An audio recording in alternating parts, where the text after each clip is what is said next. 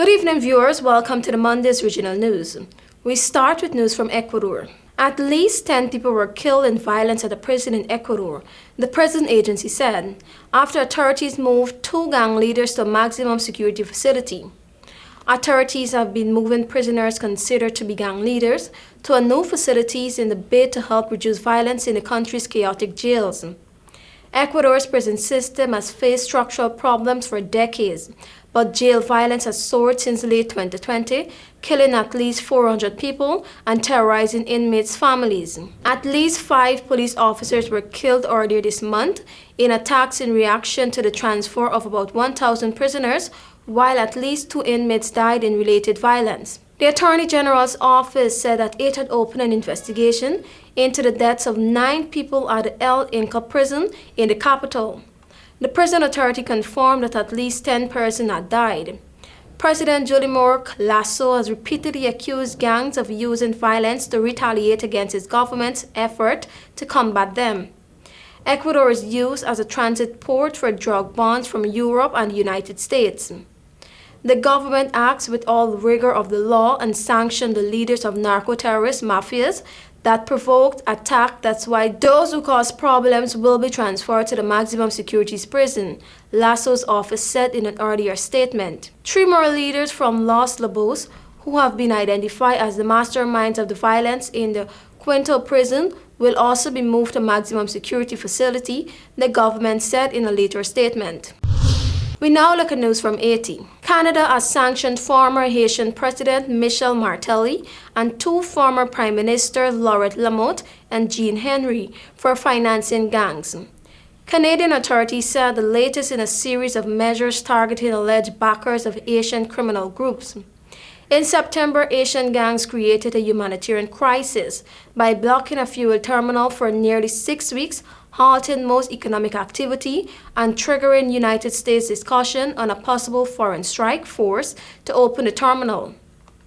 Canada and the United States have sanctioned political leaders who have allegedly financing gangs which, according to policymakers, are backed by Asian elites. These latest sanctions target the former president of Haiti and 2 former prime ministers of Haiti suspected of protecting and enabling the illegal activities of armed criminal gangs. The office of the Canadian Prime Minister said in a statement, which did not name the individuals, Martelly served as president from 2011 to 2016, taking office in the wake of the devastating 2010 earthquake.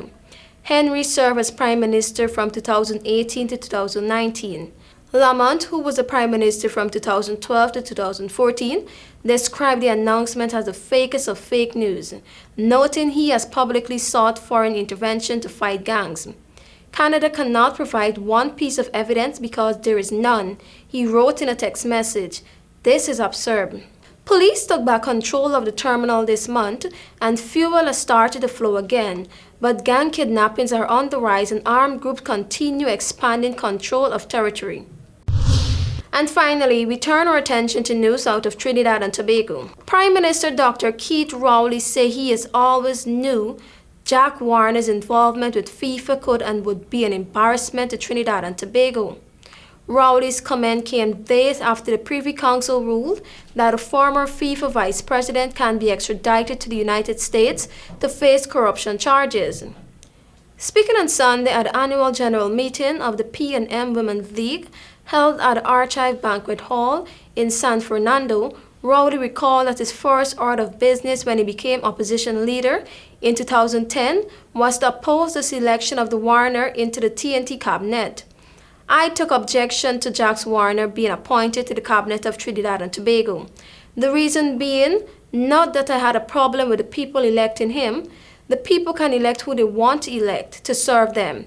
But I made a point that when you're talking about a cabinet member, you cannot have a gentleman who had that kind of reputation and worse, a job at FIFA, Rowley said.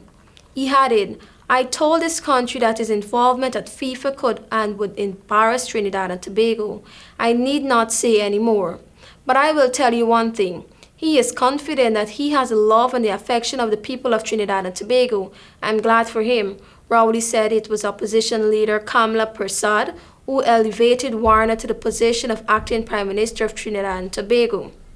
So today, when all the movies are being made about international crookery, Trinidad and Tobago features prominently because we were put out there among them.